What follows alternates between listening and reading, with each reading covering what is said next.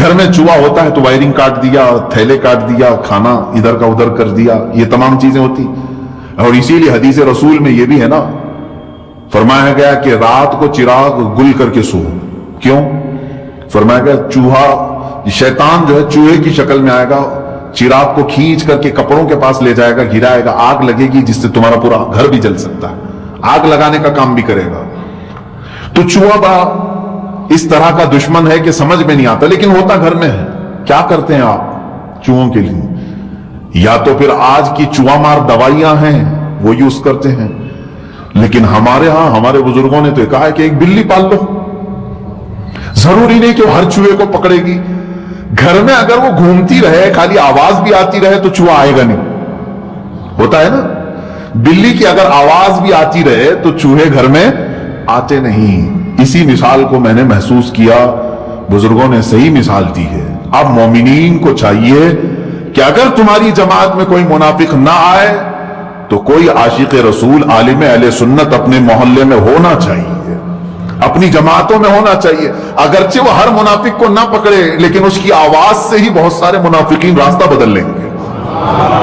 नहीं आज से हमने देखा है बहुत सारी जगहों पर, मैं अपने लिए नहीं कह रहा हूं, उलमा अहले सुन्नत और हर मुसलमान को चाहिए कि तुम अपनी सोहबतें बाअमल उलमा के पास गुजारो, इसलिए कि सोहबत का असर होता है। अपने अल्लाह ताला ने जो तुम्हें वक्त दिया है उस वक्त में थोड़ा वक्त निकालो। इमाम गजाली रहमतुल्लाह ताला अलैह फरमाते हैं, यक ताअत बा सोहबत औलिया बह अज ताअत बह अज सद साला ताअत बेरिया। फरमाते हैं 100 साल अगर तुम इबादत करोगे, 100 साल इबादत करोगे, उससे बेहतर है कि एक लम्हा किसी अल्लाह के वली की बारगाह में गुजारो, बाअमल आलिम दीन या किसी शेख की सोहबत में गुजारो। वजह क्या है? इसलिए कि यहां तुम्हारे दिल जिंदा होते, ईमान ताजा होता है। और मुनाफिक ये चाहेगा कि तुम किसी आलिम के करीब न जाओ, किसी के पास न जाओ। हमारे पास एक नौजवान आया, ये मुंबई की बात है, उसका पीर जो है वो 8 खुदा को मानता है, चैलेंज करता है दुनिया के किसी को भी बोलो मैं साबित करके दिखाऊंगा कलमे ला इलाहा इल्लल्लाह में 8 खुदा है। जंदीक है, शैतान है वो लिबास तो हमारा पहना हुआ है, बड़ा अमामा भी है, जुब्बा भी है, सब है, पीरा मुरीदी भी चल रही है, बहुत मुरीद भी हो रहे हैं, लेकिन उनके मुरीदीन कोई आते नहीं थे। एक भटक करके आ गया था बेचारा, आया और उसने दूसरे इलाके में मुझसे मुलाकात करके कहा, हज़रत एक बात की खलिश है, पीर साहब हैं हमारे और वो कहते हैं कि कलमे में 8 खुदा है। कभी कभार मुझे वसवसा होता है, हमारा इस्लाम तो कहता है कोई खुदा नहीं सिवाय अल्लाह के, 8 कैसे होंगे, कैसे साबित करेंगे? तो मुझे पहली मर्तबा मैंने सुना था, मैंने कहा हकीकत बात है? उसने कहा हाँ, और फिर उसने तस्वीरें दिखाई और क्या क्या उनके खुराफात थे। तो मैं महसूस किया कि ये मेरे पास आकर के बताया, तो मैंने उससे कहा तुम्हारे जो पीर है उनकी एक अलामत मैं बता दूं? कहा कि क्या? कहा उन्होंने तुमको मुरीद करने के बाद सबसे पहले ये कहा होगा कि मौलाना के पास नहीं जाना। उसने कहा बिल्कुल, आप तो दिल की बात जान ली है। कहा अरे अब तो हम वली बन गए। मैंने कहा बेटा मैं दिल की बात नहीं और ना मैं वली हूं, लेकिन मुझे इनकी सारी टिप्स मालूम है। ये शैतान सबसे पहले ये चाहता है कि किसी आलिम के पास ना जाए, वरना इसकी पोल खुलेगी। बंदा जो है शरीयत को जान लेगा तो फिर इसको धक्के मारेगा। 8 खुदा कहां से आए? मेरे अजीजों, ऐसे जंदीकों के पास अपना ईमान ना बेचो। हाँ, जो मशाइख अहले सुन्नत के हैं, जो सही तरीके से औलिया कामिलीन के गुलाम हैं, मेरे अजीजों उनकी बारगाह में तो मैं अपनी जान भी फिदा कर दूंगा। हाँ बिल्कुल, हमारी जान उनके लिए हाजिर है।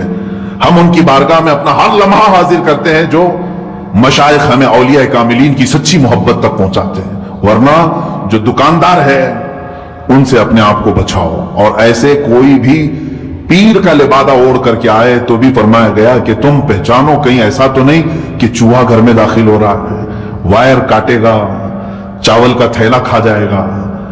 एक और साहब हमारे पास आए, कहा कि हजरत हमारे पीर साहब हैं, अब घर में झगड़ा शुरू हो गया है, आप हल निकालें। कहा किस बात का? कहा जब भी वो घर पे आते हैं पूरा राशन खाली होता है, 5 किस्म के सालन बनाने पड़ते हैं, 5 किस्म के खाने बनाने पड़ते हैं, 5 किस्म के मीठे।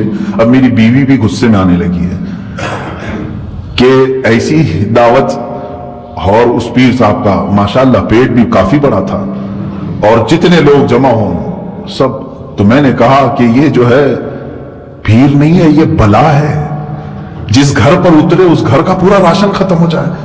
अल्लाह वाला तो वो है जो खुद भूखा रहे और अपने मुरीदों को खिलाए, वो फैज बांटे, गुरबा और मसाकीन की वो दस्तगीरी करे. आओ मेरे आका सल्लल्लाहु अलैहि वसल्लम की बारगाह में, रमजान का मौसम है और वो फक्र फाका में रहने वाले सहाबा, 70 सहाबा के दरमियान हुजूर बैठते थे. एक प्याला दूध का आया, हुजूर अकरम सल्लल्लाहु तआला अलैहि वसल्लम ने हज़रत आयशा से कहा, आयशा देखो कोई मुसाफिर तो बाकी नहीं रह गया, बाहर कोई मुसाफिर तो नहीं है, कहीं ऐसा ना हो कि हम दूध पी लें और कोई मेहमान मुसाफिर बाकी रह जाए. माँ आयशा सिद्दीका फरमाती है, दूर मैंने निगाह डाली, जन्नतुल बकी के पास दरख्त के नीचे कोई एक शख्स अपनी ऊंटनी या घोड़ी बांध रहा था और मुसाफिर लग रहा था. हजरत आयशा कहती है, मैंने कहा या रसूल अल्लाह सल्लल्लाहु अलैहि वसल्लम कोई मुसाफिर आया है. हुजूर अकरम सल्लल्लाहु अलैहि वसल्लम, इफ्तारी का वक्त है, उठ गए और उसके पास गए, उससे पूछा सफर के हालात, और उसको लेकर के आया, दस्तरखान पर आए और उसको दूध का प्याला पेश किया. वो इत्तेफाक से ऐसा था कि नया मुसाफिर था, वो पूरा दूध पी गया, दूध का प्याला पी गया. इधर 70 सहाबा हैं और खुद मेरे आका हैं. खजूर की घुटलियों को चूस करके उन्होंने इफ्तार किया. ये है पीर सादिक, ये है मुर्शिद बरहक.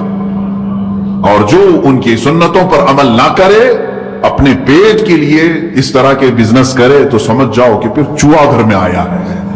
और जाहिर सी बात है, उसके लिए तुम्हें जरूर कोई बिल्ली ढूंढना पड़ेगा, कम से कम आवाज तो करे. अजीजा ने गिरामी वकार, यहां से एक और दूसरी बात मैं अर्ज करता हूं. अल्लाह फरमाता है ये क्यों जाते हैं. एक मिसाल मैंने बताया था कि ये इनकी बड़ी निशानी ये है कि ये मोमिनीन को छोड़कर दोस्त किसको बनाते हैं, काफिरों को. और इस मिसाल में सबसे फिट बैठते हैं आज के हालात, सियासी हालात को देखें. इस्लामिक कंट्रीज जो अपने आप को कहते हैं, ये दोस्त किसको बनाना पसंद कर रहे हैं आज.